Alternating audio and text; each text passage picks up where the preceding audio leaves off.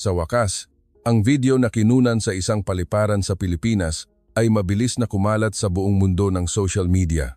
Nakita sa video clip ang isang Italianong lalaki na kararating lang mula sa Asya, nagkukuwento ng isang nakakaantig na karanasan na may luha sa mukha, na ang Vietnam ay isang impyerno, ngunit ang Pilipinas ay ang kanyang paraiso.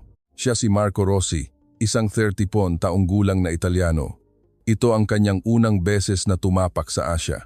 Ang kahiyahiyang karanasan na natanggap niya sa Vietnam at ang nakakamanghang katotohanan na nasaksihan niya sa Pilipinas, bakit napakalayo ng pagkakaiba ng dalawang bansang Asyano? Ano ang malaking pagkakaiba na naranasan ni Marco sa dalawang lugar?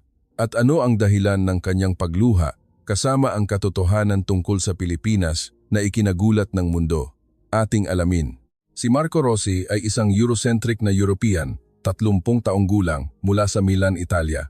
Sa pananaw niya, ang Europa ang pinakamataas na antas ng sibilisasyon at ang Asya ay isang underrated na lupain. Sa lahat ng bansa sa Asya, ang Vietnam ay tinitingnan niya bilang isang emerging market lamang. Inaakala ni Marco na kahanga-hanga ang paglago ng ekonomiya ng Vietnam sa nakalipas na mga taon, isa sa pinakamataas na GDP sa mundo at mabilis na pag-unlad ng infrastruktura. Gayunpaman, para kay Marco, ang mga ito ay mga panlabas na simbolo lamang ng isang nouveau-rich na bansa na nag-iisip na kaya nilang gawin ang lahat dahil sa pera. Ngunit ang kultura at kagandahang asal ay ibang-iba. Si Marco, na may kaunting kaalaman tungkol sa kulturang silanganin mula pa noong bata, ay may komplikadong damdamin sa Pilipinas. Bagaman narinig niya na ang Pilipinas ay sikat sa masasarap na pagkain at palakaibigang tao, sa ilang aspeto ay minamaliit pa rin niya ito. Tiningnan niya ang Pilipinas bilang kasing kahulugan lamang ng mga night market at street food.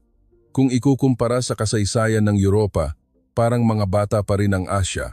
Nang bigyan siya ng kasintahan ni Marco na si Francesca ng isang Asia trip bilang regalo sa kanyang ika-30 kaarawan, hindi talaga siya masigla.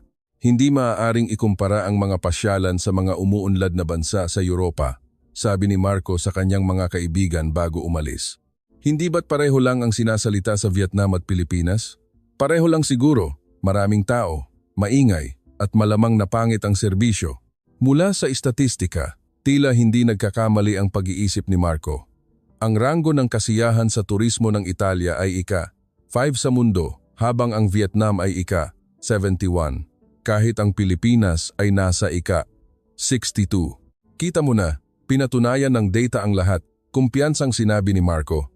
Sa ranggo ng serbisyo ng pandaigdigang paliparan, ang Rome Airport ng Italia ay isa sa pinakamataas sa Europa. Ang mga paliparan sa Asya ay tiyak na magulo. Hindi inasahan ni Marco noon na ang kanyang mga dating pananaw ay tuluyang mababago sa biyaheng ito. Gabi bago umalis, sinabi ni Marco kay Francesca, nakakainteresanteng maranasan ang ibang kultura, ngunit sa huli, walang kasing ganda ng ating sariling tahanan. Kinabukasan, magaan ang pakiramdam ni Marco habang naglalakbay patungo sa Milan Airport. Ang kanyang maleta ay puno ng pagmamalaki at kayabangan ng Italia. Hindi niya alam noon na ang katotohanan na kanyang kakaharapin ay tuluyang magpapabago sa kanyang pananaw sa buhay. Pagbaba pa lang niya ng eroplano sa Tan Son Nhat International Airport sa Ho Chi Minh, nagbago na ang mukha ni Marco. Ang kanyang katawan, pagod mula sa 10 na oras na biyahe, ay humarap sa mas matinding pagsubok. Malaki ang paliparan, ngunit ang kalakihan ay lumilikha lamang ng kaguluhan. "Excuse me, saan po ang immigration?" Tanong ni Marco sa isang empleyado sa Ingles. Ngunit ang empleyado ay nagpakita ng iritasyon, nagsalita ng ilang salita sa Vietnamese, at umalis na lamang habang nagkumpas ng kamay. Sandali, tumakbo si Marco para habulin siya, ngunit hindi man lang lumingon ang empleyado. Ang ganitong kawalang galang ay hindi mangyayari sa Europa. Kung empleyado ito ng paliparan sa Italia, gaano man sila kabisi, ngingiti sila at magbibigay ng direksyon. Ngunit sa Vietnam, ibang-iba ang sitwasyon. Nang sa wakas ay makita ni Marco ang daan patungo sa immigration, nabigla siya sa kanyang nakita. Wala man lang mahabang pila, daan-daang tao ang nagsisiksikan. Ano ba ito? Naguguluhan si Marco. Sa Europa, gaano man karami ang tao, mayroon pa ring kaayusan. Ngunit dito sa Vietnam, normal para sa mga lokal na turista ang maging maingay at sumingit sa pila. Nang sisimulan na ni Marco ang pumila, isang pamilya ang lumakad at sumingit sa harap niya nang walang pakialam. "Excuse me? Nauna ako?" Magalang na sinabi ni Marco sa Ingles, ngunit ang pamilya ay nagsalita ng ilang salita sa Vietnamese at binaliwala siya. Sa huli, sinipa pa ng mga bata ang maleta ni Marco. Hindi ka pa ni paniwala, naisip ni Marco. Sa Italia, kahit ang mga bata ay may basic na kagandahang asal, ngunit dito, wala man lang paggalang sa iba, mapamagulang man o anak. Pagkatapos ng 3 oras, nakapasa si Marco sa immigration ng pagod at naglakad patungo sa banyo. Ang kanyang nakita roon ay mas nakakagulat. Isang lalaki ang hayagang naninigarilyo sa loob ng banyo. Hindi ba ito paliparan? Bawal manigarilyo dito. Hindi mapigilan ni Marco na magbabala, ngunit ang lalaki ay tumitig sa kanya ng masama at minumura siya sa Vietnamese. Nagulat si Marco sa kilos na iyon at dali-daling umalis sa banyo. Kawalang galang talaga. Ito ay isang eksenang hindi kailanman mangyayari sa Europa. At ang mas masahol pa, isang mas kahiyahiyang karanasan ang naghihintay sa kanya sa taxi stand. Nang pumipila si Marco para sa taxi, dumating ang isang taxi. Gayunpaman, isang grupo ng mga Vietnamese ang natural na nagtulak kay Marco at sumakay sa kotse. Nauna ako. Walang pag-asang nagprotesta si Marco, ngunit maging ang driver ay tumawa kasama ang pamilya at binaliwala si Marco. Ito ba ang katotohanan ng Asya? Nagulat si Marco. Sa Italia, kahit magkaiba ang wika, ang basic na etiketa ay nauunawaan ng lahat. Ngunit sa Vietnam, ibang-iba. Ito ay isang mundo kung saan ang malalakas, maingay, at walang hiya lamang ang mananalo. Isang matinding pagkadismaya ang kumalat sa puso ni Marco. Baka pareho lang din ang Pilipinas, no? Inisip ni Marco ang kanyang susunod na destinasyon nang walang pag-asa. Sa Asya, saan man magpunta, ito ay isang bansa na may mababang kalidad ng mga tao. Hindi alam ni Marco noon na sa loob ng 1 linggo, ang kanyang mga paniniwala ay magbabago ng 180 degrees. Ang kahihiyan na natanggap niya sa Vietnam ay isa lamang malaking panimula bago niya maranasan ang kagandahan sa Pilipinas. Ang 1 linggo sa Vietnam ay parang bangungot para kay Marco. Sa Hanoi man o Ho Chi Minh, hindi nagbago ang sitwasyon. Sa restaurant, siya ay tinrato ng walang galang kapag umorder. Sa silid ng hotel, kapag nasira ang gamit, ang sagot ay maayos bukas. Sa mga pasyalan, siya ay dinaya at kapag nagtanong ng direksyon, siya ay binigyan ng malamig na sagot. Labis na naiinis si Marco. Kahit na nalulungkot siya para kay Francesca, gusto niyang kanselahin ang biyahe sa Pilipinas at bumalik sa Italia. Gayunpaman, nakareserba na ang flight patungo sa Pilipinas at kung ikokonsidera ang cancellation fee, masulit pa rin ang magpatuloy sa biyahe. Pareho lang siguro ang Pilipinas. Si Marco ay nasa estado na ng pagsuko. Dahil ito ay isang bansa sa parehong rehiyon ng Asya, walang silbi ang umasa. Maging nang sumakay siya sa eroplano patungong Ninoy Aquino International Airport, NAIA, ang kilos ng mga empleyado ng paliparan ng Vietnam ay masama pa rin. Ang empleyado na nag-inspeksyon ng boarding pass ay nagtapon ng pasaporte ni Marco pabalik sa kanya na parang isang bagay at malamig na sinabing, "Next." Sa eroplano, ang mga pasaherong Vietnamese ay maingay na nag-uusap sa loob ng 2 oras na nagdulot kay Marco ng sakit ng ulo. Ito na ang huli. Kapag tapos na ang Pilipinas, hindi na ako babalik sa Asya, sumumpa si Marco. Lumapag ang eroplano sa NAIA, ngunit pagbaba pa lang niya ng eroplano, naramdaman na ni Marco ang pagkakaiba. Iba ang hangin. Ang paliparan sa Vietnam ay kadalasang stuffy sa maulap at mabigat na hangin, ngunit ang hangin sa NAIA ay sariwang-sariwa.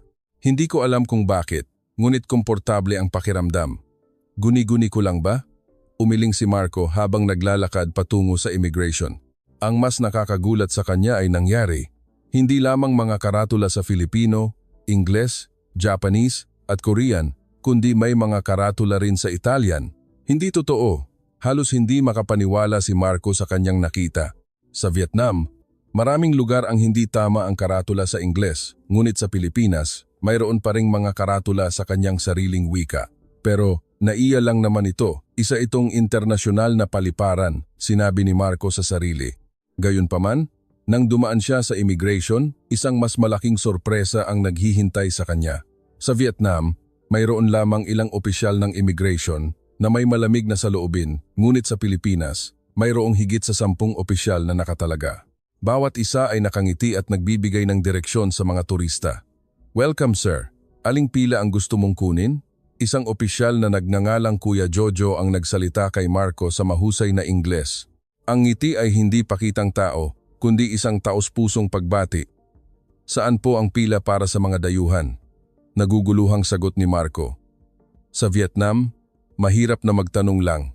Dito po, samahan ko na po kayo. Magalang na iginiya ni Kuya Jojo si Marco, sinamahan siya hanggang sa dulo ng pila. Kung mayroon po kayong anumang katanungan, magtanong lang po kayo. Nagulat si Marco sa pagiging magalang na iyon. Habang naghihintay sa pila, nakita niya ang isang pares ng Kastila na tila may problema. Mukhang hindi sila marunong mag-Ingles at nahihirapan silang makipag-ugnayan sa opisyal. Kung sa Vietnam, ang ganitong sitwasyon ay binaliwala, ngunit sa Pilipinas, hindi. Tumawag sa radyo si Kuya Jojo at isang opisyal na nagngangalang Ate Lani na marunong magsalita ng Kastila ay agad na dumating. May maitutulong po ba ako? Nang marinig ng mag-asawa ang mahusay na Kastila ni Ate Lani, nagpakita sila ng ginhawa. Laking gulat ni Marco sa kanyang nakita. Mayroon pang opisyal na marunong magsalita ng Kastila. Kahit sa paliparan sa Italia, bihira ang opisyal na may kakayahang makipag-ugnayan sa maraming wika. Ngunit sa Pilipinas, tila normal ito. Ano ba talaga ang sistema ng edukasyon sa Pilipinas? Bulalas ni Marco nang may pagtataka. At ang mas nakakagulat sa kanya ay ang bilis ng pagproseso. Sa Vietnam, tumagal ng 3 oras sa immigration, ngunit sa Pilipinas, 20 minuto lamang. Ito ay mahusay at nagbibigay ng serbisyo ng may pag-iingat sa mga pangangailangan ng bawat isa. Ang serbisyo na pinagsasama ang dalawang bagay na ito ay lubos na humanga kay Marco. Ito ba ang potensyal ng Pilipinas? Ito ang sandali na nagsimulang magbago ang mga dating pananaw ni Marco. Kahit na nakapasa na siya sa immigration, malalim sa puso ni Marco, mayroon pa ring pagtanggi. Ang paliparan ay ang pintuan ng bansa, kaya natural na kailangan nilang mamuhunan ng espesyal, sabi ni Marco sa sarili. Ngunit kung lalabas na ako sa lungsod, baka pareho lang ito sa Vietnam. Nang sumakay siya sa MRT, LRT, mula sa Naiya patungo sa sentro ng Maynila, mayroon pa ring komplikadong damdamin si Marco. Ang tren ay dumating sa oras at malinis ang loob. Ngunit inisip ni Marco, ito ay sa Maynila lang, ang kabisera ng Pilipinas. Natural na maging malinis. Ang Milan sa Italia ay ibang-iba rin sa ibang lugar. Sa tren, napansin ni Marco ang mga Filipino sa paligid niya. Naalala niya na sa Vietnam, maraming tao ang maingay na nakikipag-usap sa telepono at nag-iingay. Ngunit sa tren sa Pilipinas, nakakagulat na tahimik. Ang mga nakikipag-usap sa telepono ay nagpapababa ng boses. At ang ilan ay hindi sumasagot sa tawag kundi nagre-reply sa text message. Oo, tahimik talaga, inamin ni Marco. Ngunit agad siyang nagbago ng isip. Pero ito ay dahil lang sa tahimik ang mga Filipino. Hindi sila kasing sigla ng mga Italyano. Siguro, sinasarili lang nila ang kanilang pagkadismaya. Nang makarating siya sa istasyon ng tren sa Maynila, nabigla si Marco sa dami ng tao. Ang densidad ng populasyon ay katulad ng sa urban area sa Vietnam. Kita mo, maraming tao talaga. Maraming maiinis at hindi komportable. Gayunpaman, hindi ito ang katotohanan. Kahit na napakaraming tao, walang nagtutulakan o nagbabanggaan sa escalator. Ang lahat ay automatikong tumatayo sa kanan, nag-iiwan ng espasyo sa kaliwa para sa mga nagmamadali. Sa ticket gate, ang mga tao ay pumila ng maayos. Ano ba ito? Naguguluhan si Marco.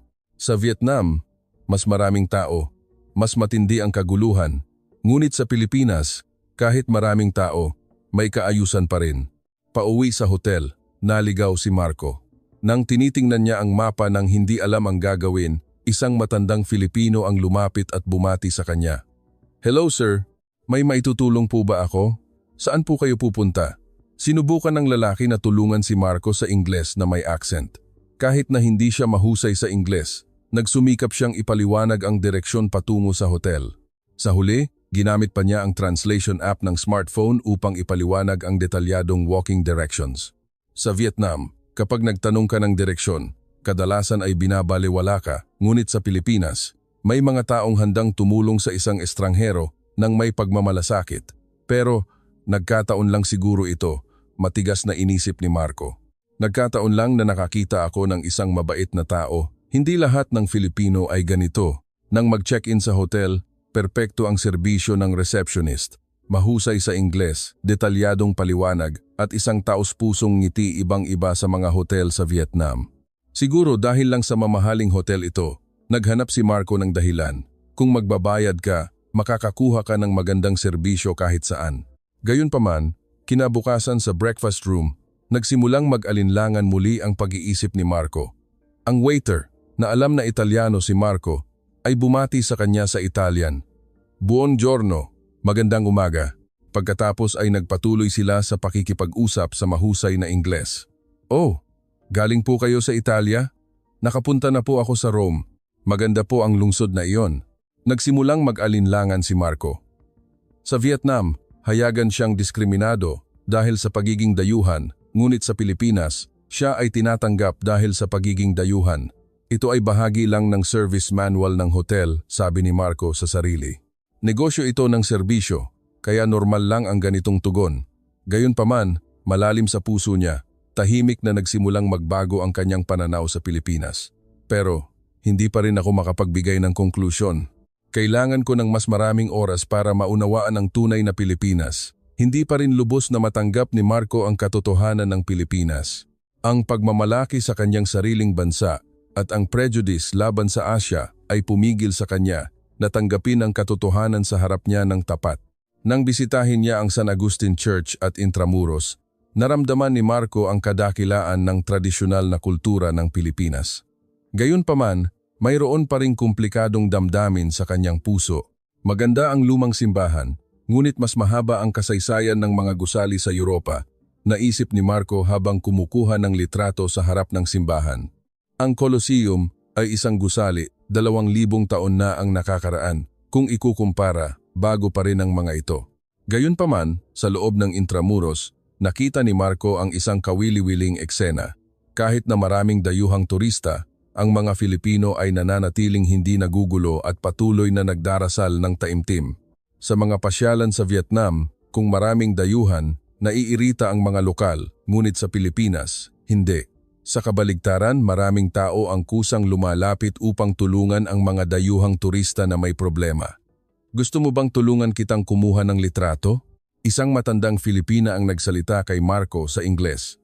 Hindi siya turista, kundi isang lokal na nagpunta upang magdasal.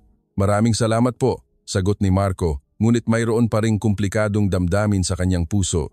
Kahit mabait, ito ay panlabas na pagpapahayag lamang. Sa loob naiirita pa rin sila sa mga dayuhang turista. Nang dumating ang oras ng tanghalian, pumasok siya sa isang sikat na restoran ng sinigang. Dito, nakaranas si Marco ng isang nakakagulat na karanasan. May menu sa Ingles, ngunit sadyang umorder siya sa Filipino. Ito po sana. Ang waiter, kahit na mukhang medyo naguguluhan, ay mabilis na kumonsulta sa ibang kawani.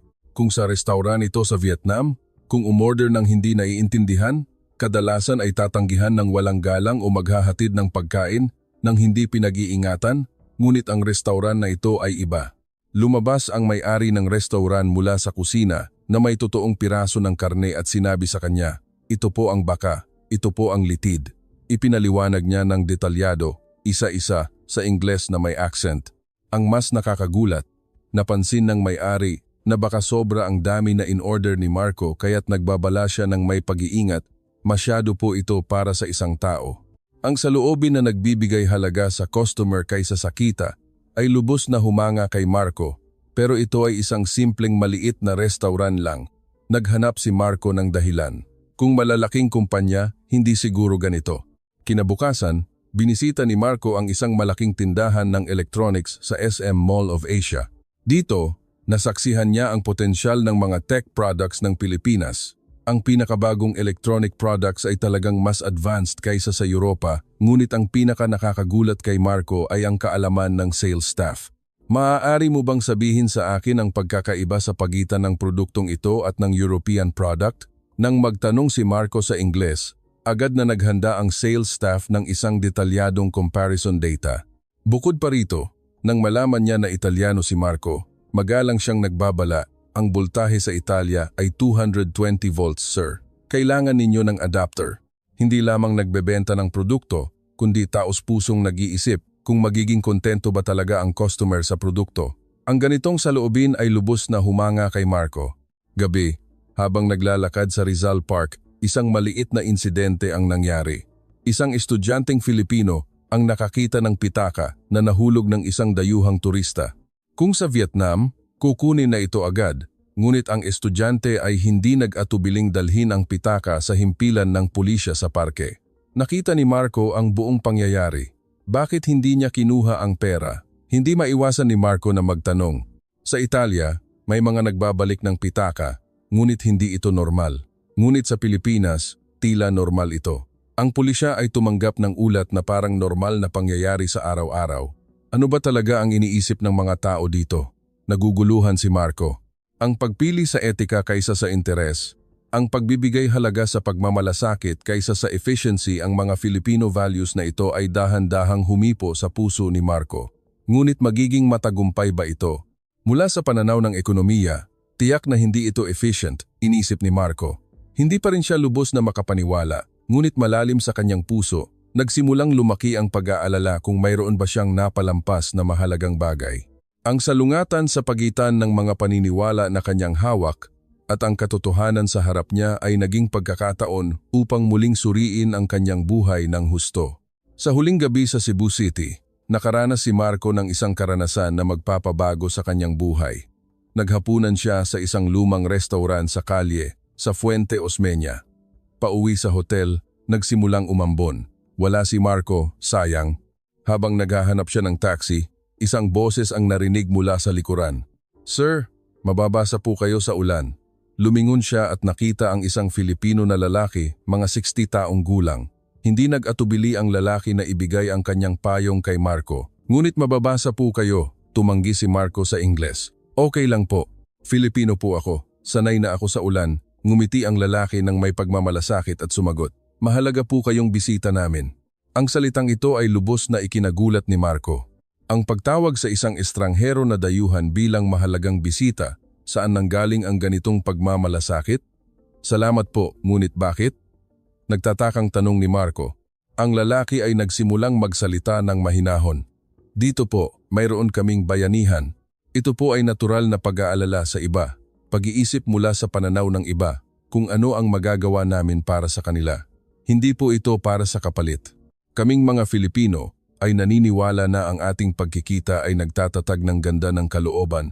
Nangangahulugan po na ang pagkikita natin ngayon ay isang pambihirang kapalaran. Kaya gusto naming pangalagaan ang sandaling ito." Lubos na humanga si Marco sa salitang ito. Sa Vietnam, siya ay diniskrimina dahil sa pagiging dayuhan, ngunit sa Pilipinas, siya ay tinatanggap. Kinabukasan, nakaranas si Marco ng huling sorpresa sa istasyon ng tren sa Cebu. Nakita niya ang mga cleaning staff na naglilinis ng bagon ng tren sa platform. Sa loob lamang ng ilang minuto, nalinis nila ng husto ang higit sa 300 upuan at pagkatapos maglinis, lahat ng kawani ay yumuko sa platform upang salubungin ang mga pasahero. Nagtatrabaho sila ng may pagmamalaki. Lubos na humanga si Marco. Naintindihan niya na anuman ang trabaho, lahat ay nagsusumikap na gawin ang pinakamahusay. Ito ang espiritu ng Filipino. Sa loob ng bagon, pinanood ni Marco ang tanawin ng Cebu sa labas ng bintana habang nag-iisip. "Ano ba ang alam ko? Nagdesisyon ako batay sa panlabas na impormasyon ng walang pag-iisip at ako ay prejudiced nang hindi nauunawaan ang tunay na Pilipinas." Nang lumabas ang luntiang kabundukan sa paningin, sumumpa si Marco sa sarili. "Kailangan kong ikuwento ang karanasang ito sa maraming tao at kailangan kong gawing humanga ang buong mundo sa kagandahan ng Pilipinas." Nang makarating sa NAIA, humingi ng paumanhin si Marco sa opisyal ng paliparan. "Maraming salamat po talaga. Ang oras ko po sa Pilipinas ay nagpabago sa buhay ko." Ang opisyal ay sumagot ng may kagalakan, "Isang karangalan po namin ang makatulong. Welcome back po ulit sa Pilipinas." Nang lumingon siya sa departure gate, naramdaman ni Marco ang malalim na pagmamahal para sa Pilipinas. Nagdesisyon siyang dadalhin ang lahat ng natutunan niya rito pabalik sa kanyang buhay. Pagbalik sa Italia, si Francesca ang una niyang kinausap. "Maraming salamat sa iyo. Nagbago ang buhay ko. Ang regalong ito ang pinakamahusay na regalo para sa akin." Ang mga mata ni Marco ay kumikinang sa kumpiyansa. Nang ikumpara ko ang Vietnam sa Pilipinas, ngayon ko lang naintindihan kung ano ang tunay na sibilisasyon. Nagulat si Francesca. Si Marco na nasa harap niya ay mukhang ibang tao kaysa noong bago siya umalis. Natutunan ko sa mga Filipino na kalmadong nagsimulang magkuwento si Marco. Ang tunay na kayamanan ay hindi lamang material na kayamanan, kundi ang kayamanan ng pag-iisip at espiritual na kapanahunan ang pinakamahalaga. Kinabukasan, tinipon ni Marco ang kanyang mga kaibigan at ikinuwento ang kanyang karanasan. Baka hindi kayo maniwala, ngunit ang Pilipinas ay halos perpektong bansa. Tumawa ang kaibigan niyang si Lucas at nagsabing, "Paanong mangyayari? Lahat ng bansa ay may problema." Ngunit seryoso si Marco. Noon ganyan din ang iniisip ko, ngunit nang maranasan ko mismo, naintindihan ko. Patuloy na nagbigay si Marco ng mga konkretong halimbawa, ang perpektong serbisyo ng paliparan, ang kaginhawahan at kaayusan ng lungsod, ang pagmamalasakit at katapatan ng mga tao, at ang pinakamahalaga, ang pagmamalasakit ng walang inaasahang kapalit. Ang lahat ng ito ay nakaugat sa malalim na kultura at ganda ng kalooban na hindi kayang gayahin ng panlabas na panggagaya. Dahan-dahang naakit ang kanyang mga kaibigan sa masigasig na paglalahad ni Marco. Ganoon ba talaga kaganda ang karanasan mo? Oo, 1,000,000%, matatag na sagot ni Marco. Sa katunayan, nag-video pa ako. Kinuha ni Marco ang kanyang smartphone at nagsimulang ipakita ang video na nagtatala ng kanyang karanasan sa Pilipinas. Ang maingat na opisyal ng paliparan, ang lalaki na nagbigay ng payong sa kalye, ang kahanga-hangang trabaho ng train cleaning staff, at sa huli, si Marco mismo ay umiyak habang nagpapasalamat. Nagkamali ako. Binago ng Pilipinas ang buhay ko. Gusto kong ibahagi ang karanasang ito sa iba. Ang mga kaibigan na nanood ng video ay lubos na humanga. "Marco, bakit hindi mo subukang i-upload ito sa social media?" Mungkahi ng kaibigan niyang si Lucas. "Kailangan itong makita ng buong mundo." Nag-alinlangan ng kaunti si Marco. "Hindi naman ako sikat." "Okay lang yan," pinasigla siya ni Francesca. "Ang karanasan mo ay tiyak na hahawak sa puso ng maraming tao." Nang gabing iyon, naglakas loob si Marco at in-upload ang video, pinamagatang "Ano ang tunay na natutunan?" Mula sa Pilipinas.